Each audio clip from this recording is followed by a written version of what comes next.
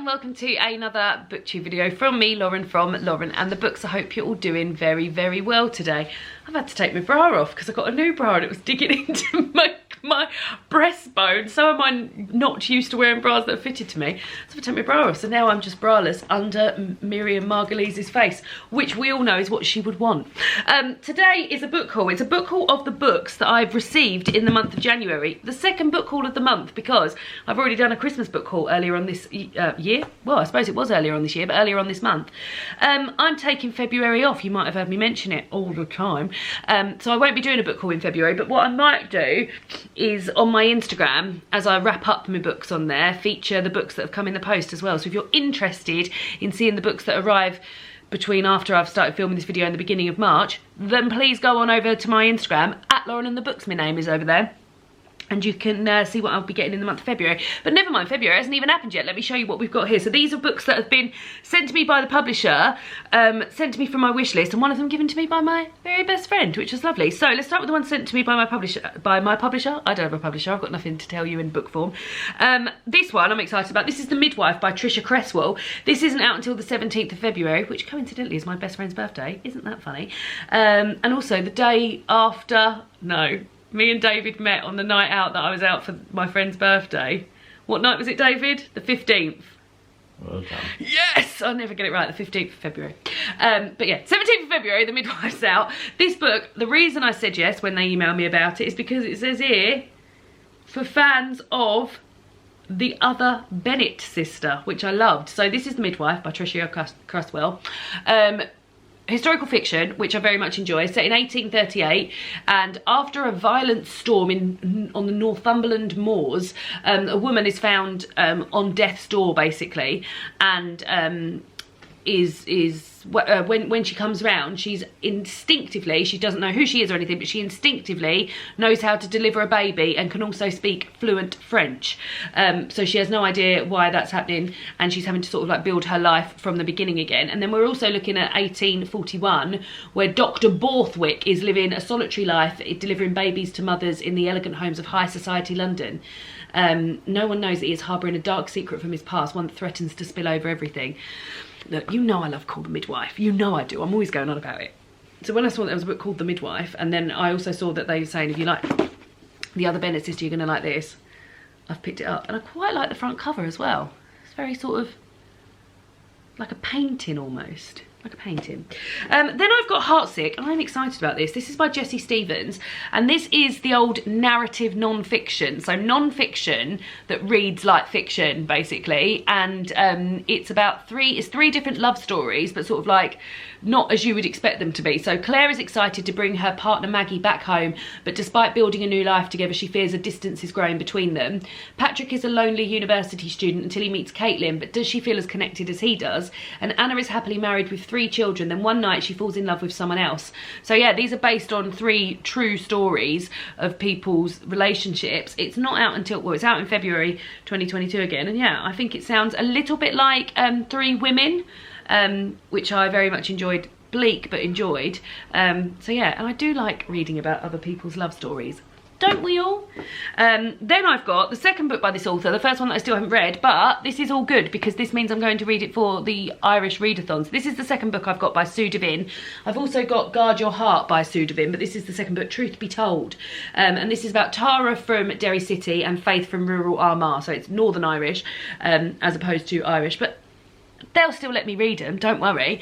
And these about how their lives are very different and looking into their identities and things like that.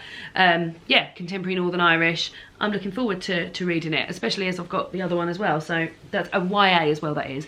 And then, excitingly, I've got Young Mungo, which is Douglas Stewart's new book, which is out on the 14th of April 2022. And I still haven't read Shuggie Bain, which won the Booker Prize for Fiction in 2020. So I feel like I might read this before this is due out, and then I can be all excited because I've got Shuggie Bain to read. Because I do like to read, so like obviously Shuggie Bain is highly hyped and highly enjoyed and a prize-winning book. And what I like to do is sort of like know that I've got that prize-winning book to come to, but also read a book by another book by the author, which just feels exciting to me. If I try and think of a situation, so for example, when I started reading Daphne du Maurier, I didn't want to read Rebecca first because I thought, well, that's everyone's favourite, I want to make another favourite. So I read Frenchman's Creek first. No, I didn't. I read Jamaica Inn first, then I read Frenchman's Creek, and then I read Rebecca. And yeah, it's just nice to sort of like go in entry level of a book that isn't even the best book, really. Oh, we don't know, this might be the best book, it's not out yet. But yeah, this is about Mungo and James. Mungo is Protestant and James is Catholic, and they're living in a sort of violently masculine world in Glasgow on a housing estate. And yeah, it says here that they would be sworn enemies if they were seen at men at all, and yet they become best friends as they find sanctuary in the dugcot that James has built for his prize racing birds. As they begin to fall in love, they dream of escaping the grey city, and Mungo must work hard to hide his true self from those around him, especially from his elder brother Hamish, a local gang leader with a brutal reputation to uphold. So there, yeah, it sounds great, and I'm excited. I am excited. Then I've got When We Were Birds by Ayana Lloyd Banwo, and this sounds like a little bit of magic. I mean, this front cover. Stop it. This sounds a bit magical and exciting. So this is about Darwin. So the author is from Trinidad and Tobago, and Darwin is one of the characters. I thought that was my mum and dad pulling up outside, but it's not. Darwin is one of the characters, and he is a grave digger, and he has newly arrived in Port Angeles to seek his fortune, young, beautiful and lost.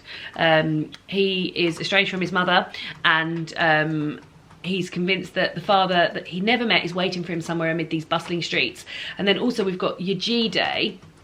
Her mother is dying, and she leaves behind it says here, a legacy that now passes on to Yejide, and Yejide is given the power to speak to the dead. And then these two sort of come together. They both got something that the other one needs, and they seem to form a friendship or a relationship. They will find each other in the sprawling ancient cemetery. God, I can't get my words out today. Cemetery at the heart of Port Angeles, where secrets lie buried and troubled. So yeah, it sounds amazing. And I mean, just the front cover, look at it. It says here, a triumphant reckoning with a grief that runs back generations and a defiant, joyful affirmation of hope. I mean, I'm all for, I said, didn't I was like looking for joy. This sounds it's got a bit of joy in it. Then I've got The School for Good Mothers. This isn't out until March 2022 by Jessamine Chan, and I really thought like the tagline to the blurb on this is, it sounds very sort of like it's almost like thriller reading. Like it sounds like it's going to be like every page is going to have something that you're going to want to turn to the next page for. So it's about Frida Lou, who is a struggling young mother, and she's got her daughter, who is, well, she says she's struggling and she's not got much sleep and things like that. And she had to finish a work job while she's looking for, she works at, I don't know what she does, but it says here she had to finish the article in front of her, and she's looking after her daughter at home, and she knows that she's left something that will help her complete this piece of work on her desk at work, and she thinks, well, can't I just leave my daughter for an hour, like this baby, I'll just leave it for, what's going to happen in an hour, I'm literally going to be there and back. And then the state decides that Frida is not fit to care for her daughter, and that she needs to be retrained. And I guess that's where The School for Good Mothers comes in. And it says here, every mother has a bad day. So yeah, it's an explosive and thrilling novel about love and the pressures of perfectionism, parenthood and privilege. So I think this is going to it's going to definitely appeal to a lot of people. But yeah, there we go. And then I've got How to Be a Revolutionary, which is a novel by C.A. David. So this is published by Verso Publishing House, and they actually sent me one of my books that I really, really loved last year, Terminal Boredom by Izumi Suzuki, which is a collection of short stories. So they sent me that, and they sent me another one which is over here. Oh, Kitchen Curse by Eka Kuriniwan, and because I'd enjoyed, I will get round to reading Kitchen Curse, but I'd enjoyed Terminal Boredom so much when they contacted me to say, can we send you How to Be a Revolutionary? I sort of thought, well, I love that, so surely they know what I like. And yeah, this is a novel about Beth, who flees Cape Town and her marriage and takes up a job working in Shanghai, and she hopes to sort of start a new life and like get to know herself a bit better. When she goes to Shanghai, she wants to get reading, she wants to find a bit of solitude, spend a bit of time by herself, and yeah, but then she realizes that she she can't do that. At night, she hears the sound of typing, and then late one evening, Zhao arrives at her door. They explore hidden Shanghai and discovers a shared love of Langston Hughes, who has his own Chinese and African sojourns. But when Zhao vanishes and a typewritten manuscript appears at her doorstep, the truths unearthed in this manuscript calls her to reckon with her own past and the long-buried story of what happened to Kay, her fearless revolutionary friend. And yeah, this sort of spans Africa and Asia, so Shanghai, late apartheid era, South Africa, China, lots of different places. So yeah, sounds like driven. If it's half as good as much as I enjoyed Terminal Boredom. I think there's a sneeze coming. There was a sneeze coming. Then I've got two non-fiction books, more sort of like lifestyle books. The first one is Feng Shui. Forgive me. Feng Shui, is that how you say Feng Shui? Modern by Cliff Tan, and this is illustrated by Jura Lee. And this is from the, I mean, guys, I know nothing about TikTok, but Cliff Tan is a TikTok sensation under the name of Dear Modern. I really think maybe I should get into TikTok. I downloaded it once. I didn't know what I was doing, and I felt a bit embarrassed, so I actually deleted it. David loves it. When I'm getting ready for work in the morning, he just spends an hour looking at your TikToks. What do you look at on TikTok? Just everything. Yeah, what sort of thing though? Whatever comes in. Yeah, but what sort of things are you enjoying? Like food, like people, like pranks. Oh no, I wouldn't like pranks. No, you wouldn't like it. I like food, but I've heard that book talk's quite a big thing. Yeah, I'm sure it probably is. Maybe I should get into it. People of my age? What's TikTok like for a woman of my age? Anyway, this is Feng Shui Modern. So I've always been sort of like a little bit interested in Feng Shui. I'm saying it all different ways. Feng Shui, Feng Shui, Feng Shui I'm going to say. I've always been interested in it. And I remember like when I used to get magazines when I was younger, they always used to be like, don't put your waste paper basket in the corner of the room, or don't put it by the door, or like so I've always heard these sort of like tips and stuff, and this book seems to go into a bit more of that. Now I've had a little flick through it. The illustrations are lovely. Also, something I really like is that they've made the innards of these pages like this sort of bright orange colour. So every page sort of looks very nice with these bright orange pages. Anyway, so I've looked at sort of like how you should sort of room out and things like that. Now this looks as though if you had infinite money and you could design your own house, then yeah, this is going to be lovely. I don't have infinite money. I don't even have money. But I think it's going to be very interesting to sort of like see how things go. And as I said, it's a very sort of calming book to browse through with the illustrations and stuff. And yes, I'm excited to see situations I should avoid. Avoid introducing the water element into the kitchen, a place of fire. If you want to paint the room a neutral water tone, balance it out with earth. Knives signify aggression. Keep them inside drawers out of sight. Well, I do already do that. Keep exposed shelves to a minimum. Got exposed shelves in my kitchen. They produce aggressive chi and also lead to cluttered looking spaces. I quite like a cluttered looking space. Do not have mirrors in the kitchen. They will reflect the kitchen's aggressive chi around the space. Particularly, don't have a mirror facing the stove or the hob. Well, I haven't got that.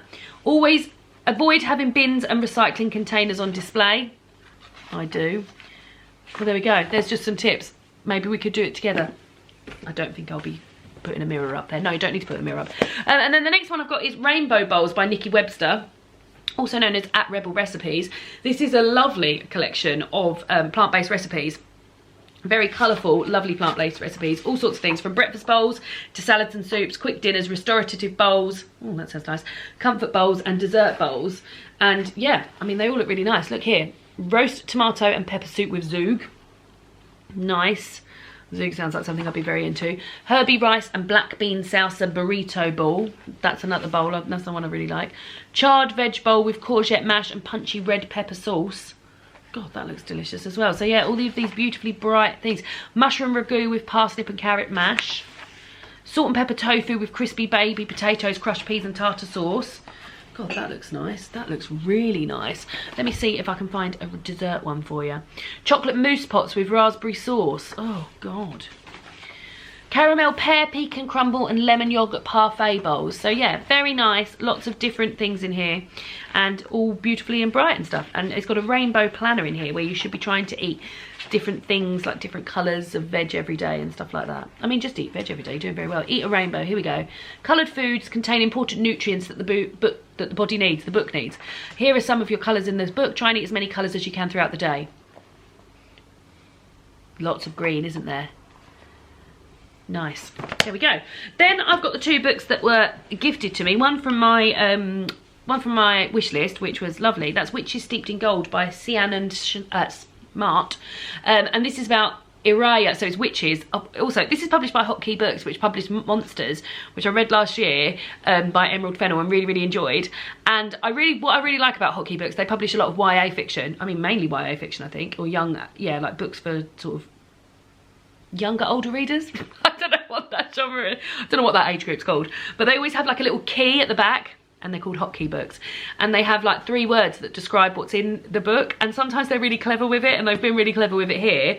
And the 3 words are trust no witch, and already I think, oh god, that sounds amazing.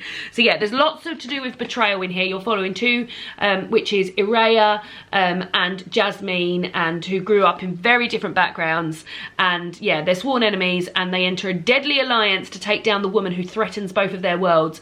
But revenge is a bloody pursuit, and nothing is certain except the lengths Iraya and Jasmine will go to win this game. So yeah, but I really like that sort of trust no witch. That makes me, I feel like that gives a lot away as to what to expect in this book, so I'm excited about that. And then the last one is the book that my friend Emma gifted me. This is Redhead at the Side of the Road by Anne Tyler. She bought this in a charity shop for £2, but guess what, guys? It was signed. How lovely is that? So I've only ever read one Anne Tyler book, and that was A Spool of Blue Thread. And I remember reading that because I'd only just started BookTube, and I think it was longlisted or maybe even shortlisted for the Women's Prize that year. And I remember, oh god, she really wants to lay back. I've got that bra pain's really giving me, or maybe it's indigestion. But yeah, so that was that year that I first, and I remember that was one of the books, and I thought, I'm going to read that, and I did. I got it out from the library. I didn't love it. I thought, oh no, I didn't. I listened to it on audiobook. It was one of the first, like, 2 or 3 the second or third audiobook I listened to. I remember the first one was The Martian. But yeah, so it was early doors in my audiobook career, and it was fine. I felt like it was a spool of blue thread, so it's sort of like unspooling stuff about families. This is much shorter, and also sounds sort of much more up me alley. This is about Mika Mortimer, who he has a sort of a life that he's just settled into, basically working. He knows his job inside out. He knows what he's going to eat. He knows he likes to go for a run and at a particular time, and he's content with sort of like his steady life. Then he meets a woman called Cassia. He calls her his woman friend rather than his girlfriend, and a teenager turns up his door and says that she's he or she, I can't remember who. Oh no, him. He is his son, and yeah, it just seems to sort of like unlevel his balanced life. And yeah, and it also says that it's a love story as well, so I'm quite keen to read it. And as I said, it's only a short little number, 178 pages. And yes, I've been keen to read another Anne Tyler, and it's also got a quote from Jane Garvey on the back of her offer, fortunately, which says, if Anne Tyler isn't the best writer in the world, who is? Who is? So those are the books that I got my mitts on in the month of January. As I said, not here for February, so if you want to keep up to date with what's going on with my reading in February, head on over to my Instagram and follow me over there at Lauren and the Books. I post reviews on my Instagram stories of all the books that I read throughout the year, and I'll be doing my haul, the books that I get my hands on in February on there as well. And that's it, I guess. I'll see you all again soon for another BookTube video. Goodbye!